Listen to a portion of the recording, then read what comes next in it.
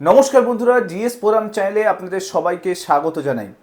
পশ্চিমবঙ্গে 5 লক্ষ কন্ট্রাকচুয়াল কর্মচারী রয়েছে এবং এই লক্ষাধিক কন্ট্রাকচুয়াল কর্মচারীরা নিয়মিত কন্টিনিউ সার্ভিস দিয়ে যাচ্ছে বহু বছর ধরে। বেতন তো বাড়ছেই না, তার জায়গায় পার্মানেন্ট না হওয়ার কারণে সমস্ত সুযোগ সুবিধা থেকে বঞ্চিত হচ্ছেন। বিশেষ করে পেনশনের যে সুযোগ সুবিধে সেটা থেকে বঞ্চিত হচ্ছেন। আজকে সুপ্রিম কোর্ট এমন একটি ঐতিহাসিক রায় দিয়েছে যে রায়টা শোনার পরে আপনি রীতিমতো চমকে যাবেন। সুপ্রিম কোর্ট স্পষ্ট ভাষায় জানিয়েছে যে টেম্পোরারি কর্মচারী বা এই যে কন্ট্রাকচুয়াল কর্মচারী রয়েছে তারা পার্মানেন্ট নয় বলেই পেনশন পাবে না বা পেনশন থেকে বঞ্চিত থাকবে, এটা হতে পারে না, এটা তাদের অধিকার। ডিটেলসে ডিসকাস করব এই মামলাতে অ্যাকচুয়ালি কি হয়েছিল, সুপ্রিম কোর্ট কি অ্যাকচুয়ালি রায় দিয়েছে, সুপ্রিম কোর্টের পর্যবেক্ষণগুলো কি কি রয়েছে, কেন সুপ্রিম কোর্ট হঠাৎ করে সমস্ত চুক্তিভিত্তিক কর্মচারীদের জন্য এই রায় ঘোষণা করলো, পশ্চিমবঙ্গে কন্ট্রাকচুয়াল কর্মচারীদের জন্য এর যথেষ্ট ইম্প্যাক্ট আসতে চলেছে। ডিটেলস এই ভিডিওর মধ্যে থাকবে। ভিডিওটা ভালো লাগলে মাস্ট লাইক করে দেবেন, চ্যানেলটাতে নতুন হয়ে থাকলে সাবস্ক্রাইব করে নেবেন এবং এরকম ইম্পর্টেন্ট ভিডিও দেখার জন্য এই চ্যানেলটার সঙ্গে জুড়ে থাকতে ভুলবেন না। তো চলুন শুরু করা যাক। সুপ্রিম কোর্ট 1 জুন ঐতিহাসিক রায় দিয়েছে এবং এই রায়ের মাধ্যমে লক্ষ লক্ষ কন্ট্রাকচুয়াল কর্মচারীদের ভবিষ্যৎ বদলে যেতে চলেছে। দেখুন, সুপ্রিম কোর্ট যে রায় দিয়েছে সেই রায়ে স্পষ্টভাবে বলে দিয়েছে যে সমস্ত টেম্পোরারি স্ট্যাটাস পাওয়া বা ক্যাজুয়াল শ্রমিকদের চাকরি নিয়মিত না হলেও তাদেরকে পেনশন থেকে বঞ্চিত করা যাবে না। অর্থাৎ দীর্ঘদিন তারা কাজ করছে, সেই কাজের ভিত্তিতে তাদেরকে পেনশন বাধ্যতামূলক করতে হবে। অনেক বড় নিউজ, কারণ বহু কর্মচারী বহু বছর ধরে সরকারের জন্য কাজ করে চলেছে, তারা পেনশন পায় না। তো সুপ্রিম কোর্টের এই ঐতিহাসিক রায়ের পরে তাদের জন্য কিন্তু পেনশনের রাস্তা খুলে যেতে চলেছে। সুপ্রিম কোর্ট এই রায়ে স্পষ্ট বার্তা দিয়েছে। বিচারপতি সঞ্জয় কারোল এবং বিচারপতি আগাস্টিন জর্জ মাসি রায় দিয়েছে যে টেম্পোরারি স্ট্যাটাস প্রাপ্ত বা ক্যাজুয়াল শ্রমিক যারা রয়েছে তারা চাকরি থেকে অবসর নেওয়ার পরেও তারা কিন্তু পেনশনের সুবিধে পাবে, এটা একটা আইনগত অধিকার। এমনকি তাদেরকে আনুষ্ঠানিকভাবে নিয়মিত বা রেগুলারাইজ না করা হলেও তারা যদি অবসর গ্রহণ করে, অবসর গ্রহণের পরে তাদেরকে পেনশন দেওয়া এটা রাজ্যের কর্তব্য এবং যে সমস্ত কন্ট্রাকচুয়াল কর্মচারী আছে তাদের সেটা আইনগত অধিকার।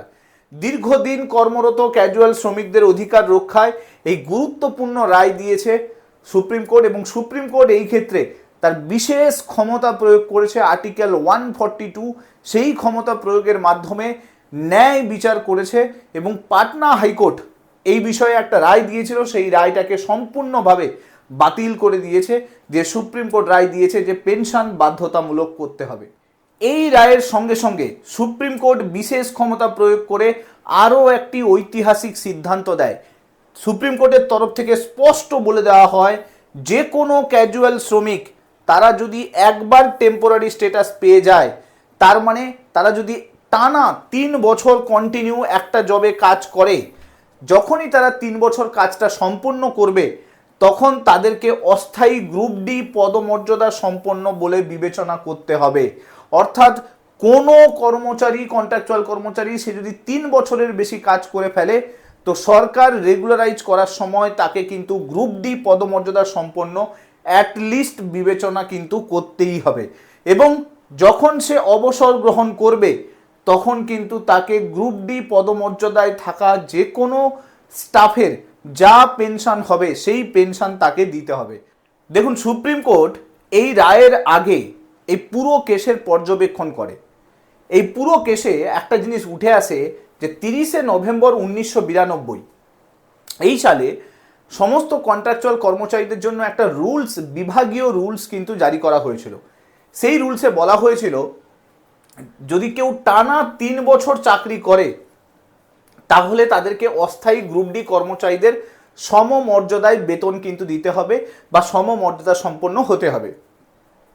এর ফলে তারা ছুটি, সরকারি ছুটি এবং অন্যান্য চাকরিগত যে সুবিধে পাওয়ার পাশাপাশি চাকরি নিয়মিত হওয়ার পর অর্থাৎ রেগুলারাইজ হওয়ার পরে কিন্তু পেনশন এবং অবসরকালীন সুবিধের জন্য তাদের চাকরির সময়কাল গণনা করার অধিকার অর্জন করবেন। অর্থাৎ একবার তাদের 3 বছর কমপ্লিট হয়ে যাওয়ার পর তারা কিন্তু গ্রুপ ডি পদমর্যাদায় হয়ে যাবে। এরপরে যেরকম পার্মানেন্ট স্টাফরা সমস্ত ছুটি বা সমস্ত কিছু পান, সেইভাবেই কিন্তু সমস্ত কন্ট্রাকচুয়াল কর্মচারী সেই অধিকার কিন্তু পাবে। এবার এখানে দুজন পার্সন রয়েছে, একজনের নাম হচ্ছে সুরজ শাহ আর একজনের নাম বাহুর সাহু। এই দুজন পার্সন বিহারে কন্ট্রাকচুয়াল কর্মচারী পদে কয়েক বছর ধরে চাকরি করেছে, প্রায় 20 থেকে 25 বছর এরা চাকরি করেছে এবং চাকরি করার পরে অ্যাকর্ডিং টু রুলস তারা কিন্তু গ্রুপ ডি পদমর্যাদায় বেতন পেতে স্টার্ট করে, অর্থাৎ গ্রুপ ডি পদমর্যাদা সম্পন্ন হয়ে যায়, কিন্তু তাদের যে স্টেটাস সেটা তখনও পর্যন্ত কন্ট্রাকচুয়াল চাকরি পদে কিন্তু স্টেটাসটা থাকে।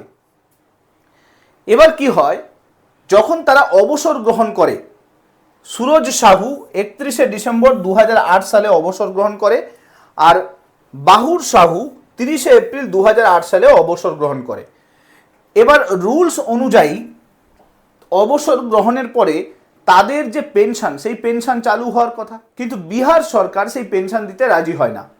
এরপরে এই দুজন সেন্ট্রাল অ্যাডমিনিস্ট্রেটিভ ট্রিবিউনাল যেটা ক্যাট রয়েছে তাতে অ্যাপ্লিকেশন দেয় যে তাদেরকে পেনশন দেওয়া হচ্ছে না, কারণ রুলসে তো পেনশনের কথা বলাই আছে, তো পেনশন দেওয়া হচ্ছে না। এরপরে পুরো বিষয়টা পাটনা হাইকোর্টে যায়। পাটনা হাইকোর্ট ভারত সরকারের যে নির্দেশ, সেই নির্দেশকে বিবেচনা করে এবং বিবেচনা করার পরে নির্দেশ দেয় যে তাদের যে দাবি সেটাকে বিবেচনা যাতে রাজ্য সরকার করে। পাটনা হাইকোর্টের এই বক্তব্যকে চ্যালেঞ্জ করা হয়, পাটনা হাইকোর্টের ডিভিশন বেঞ্চ ক্রিয়েট করা হয় এবং ডিভিশন বেঞ্চ সম্পূর্ণ বিষয়টাকে দেখার পরে রায় দেয় যে যে ক্যাট যেটা রয়েছে, অর্থাৎ সেন্ট্রাল অ্যাডমিনিস্ট্রেটিভ ট্রিবিউনাল যেটা রয়েছে, তাদের যে নির্দেশ সমস্ত ক্যাজুয়াল কর্মচারীদের পেনশন দিতে হবে, সেই পুরো নির্দেশ কিন্তু বাতিল করে দেয়। অর্থাৎ পাটনা হাইকোর্ট ক্যাটের এই যে নির্দেশ, সেই নির্দেশটাকে বাতিল করে, অর্থাৎ সেই আদেশ কার্যকর হবে না। অর্থাৎ কোনো কন্ট্রাকচুয়াল কর্মচারী কোনো পেনশন পাবেন না, তারা যদি দীর্ঘদিন কাজ করে তার সত্ত্বেও কিন্তু তারা পেনশন পাবে না। এই পুরো বিষয়টা নিয়ে সুপ্রিম কোর্টে নতুন করে কেস ফাইল হয় এবং পুরো বিষয়টা যখন সুপ্রিম কোর্টে পৌঁছয়, সুপ্রিম কোর্ট এই বিষয়ে কিন্তু পর্যবেক্ষণ দেয়। কয়েকদিন যাবৎ এই বিষয়ে আর্গুমেন্ট চলে এবং আর্গুমেন্ট চলার পরে সুপ্রিম কোর্ট বড় পর্যবেক্ষণ দেয়। সুপ্রিম কোর্ট বলে যে সেন্ট্রাল সিভিল সার্ভিস রুলস 1965, এই রুলস অনুযায়ী অস্থায়ী কর্মচারীরা, যারা সরকারি কর্মচারী আছে, তারা অবসরকালীন সমস্ত সুযোগ সুবিধার অধিকারী হবে এবং অফিস মেমোরেন্ডাম 14 এপ্রিল 1987 এই রুলস অনুযায়ী সমস্ত অস্থায়ী কর্মচারীদের অবসরকালীন সুবিধা প্রদান করতে হবে। দেখুন, দুটো রুলস কিন্তু দেওয়া হয়, দুটো রুলসেই বলা হয় সমস্ত অস্থায়ী কর্মচারী যারা রয়েছে তাদেরকে সমস্ত সুযোগ সুবিধে দিতে হবে। যদি তারা দীর্ঘদিন যাবৎ সরকারের হয়ে কাজ করেন তাহলে তাদেরকে কিন্তু সুবিধে প্রদান করতে হবে। সুপ্রিম কোর্ট আরও বলে কমপক্ষে 10 বছর চাকরি করার পরে অবসর গ্রহণ করলে তবেই কিন্তু এই সুযোগ সুবিধেগুলো পাবে। তার মধ্যে কোন কোন সুযোগ সুবিধে? অবসরকালীন পেনশন দিতে হবে, গ্র্যাচুইটি দিতে হবে এবং পারিবারিক পেনশন দিতে হবে, অর্থাৎ ওই কর্মচারীর মৃত্যুর পরেও তার যে নিকটাত্মীয় সে কিন্তু এই পেনশনটা পাবে। এটা এই রুলসেই মেনশন করা ছিল, তাহলে কেন পাটনা হাইকোর্ট এই পুরো নির্দেশিকাটাকে বাতিল করেছিল? সুপ্রিম কোর্টের বড় প্রশ্ন থাকে এবং এই পুরো বিষয়টা পর্যবেক্ষণের পরে সুপ্রিম কোর্ট আর্টিকেল 142 অ্যাপ্লাই করে, অর্থাৎ বিশেষ ক্ষমতার প্রয়োগ করে এবং বিশেষ ক্ষমতা প্রয়োগ করে সুপ্রিম কোর্ট ন্যায় বিচার দেয় ওই অস্থায়ী কর্মচারীদের। সেই মামলার উল্লেখ করে সুপ্রিম কোর্ট যুক্তি দেয় যে টেম্পোরারি স্ট্যাটাস টানা 3 বছর যদি কেউ চাকরি সম্পন্ন করে তাদেরকে গ্রুপ ডি পদমর্যাদা দিতে হবে। অর্থাৎ এটা এর আগে সুপ্রিম কোর্টে অলরেডি একটা মামলা হয়েছিল, সেই মামলায় সুপ্রিম কোর্ট রায় দিয়েছিল যে যারাই 3 বছরের বেশি কাজ করবে তারা কিন্তু গ্রুপ ডি পদমর্যাদা সম্পন্ন হবে, এরপরে তারা পেনশনও পাবে এবং অন্যান্য অবসরকালীন সুযোগ সুবিধাও কিন্তু পাবে। এটা সুপ্রিম কোর্টেই অলরেডি কেস এসেছিল এবং সুপ্রিম কোর্ট একটা বড় রায় কিন্তু দিয়েছিল। এবং সুপ্রিম কোর্ট আরও বলে যে recently Binod Kumar versus Union of India case 2024 সালে হয়েছিল এবং যেটা জাগৃত মজুমদার কেস, এই দুটো কেস স্পষ্ট করে যে যে সমস্ত কন্ট্রাকচুয়াল কর্মচারী রয়েছে যারা দীর্ঘদিন সরকারি প্রতিষ্ঠানগুলোর সঙ্গে কাজ করছে, নিরলস পরিশ্রম করছে এবং তাদের অবদান সরকারি কাজকর্মে যথেষ্ট ভালো এবং গুরুত্বপূর্ণ বলতে গেলে, তো তারা যেহেতু এই নিরলস পরিশ্রম নিঃস্বার্থভাবে সরকারের জন্য করে গেছে, তাই তাদেরকে শুধুমাত্র তাদের স্টেটাসের জন্য, অর্থাৎ তারা কন্ট্রাকচুয়াল স্টেটাস পেয়ে রয়েছে, এই স্টেটাসের বেসিসে তাদের সমস্ত সুযোগ সুবিধে বা অধিকার বঞ্চিত করা হবে, অধিকার থেকে তাদেরকে বঞ্চিত করা হবে, এটা কখনো সম্ভব নয়। অর্থাৎ যেহেতু তারা সরকারের জন্য নিরলস পরিশ্রম করে এসছে এবং বহু বছর ধরে এই পরিশ্রমটা করে এসছে, তো তাদেরকে পার্মানেন্ট স্ট্যাটাস না দিতে পারলেও অ্যাটলিস্ট পেনশনের সুযোগ সুবিধে করে দিতে হবে। দেখুন, সুপ্রিম কোর্ট আরও স্পষ্ট ভাষায় বলে যে যারা দীর্ঘদিন ধরে কর্মরত ক্যাজুয়াল কর্মচারীরা যখন নিয়মিত কর্মচারীদের মতো একই ধরনের দায়িত্ব পালন করে চলেছে, তাহলে তাদের অনিশ্চিত এবং বঞ্চনামূলক অবস্থায় কেন রেখে দেওয়া হবে।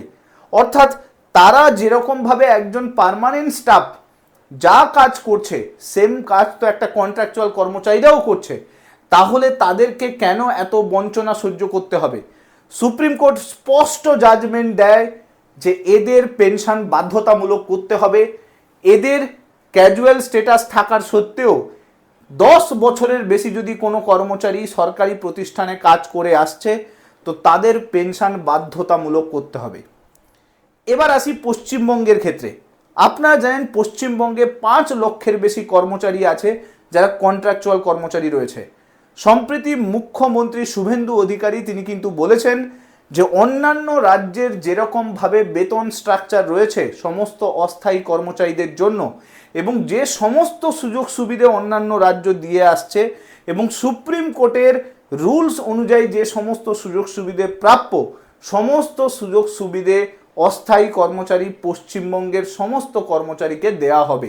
তার মানে এই যে নতুনভাবে জাজমেন্টটা এলো, অর্থাৎ পেনশনের সুযোগ সুবিধে করে দেওয়া হবে এবং সুপ্রিম কোর্টের এই রুলস যেটা নতুনভাবে এলো, সেটা কিন্তু বর্তমানে পশ্চিমবঙ্গের মুখ্যমন্ত্রী শুভেন্দু অধিকারী তিনি কিন্তু মান্যতা দেবেন।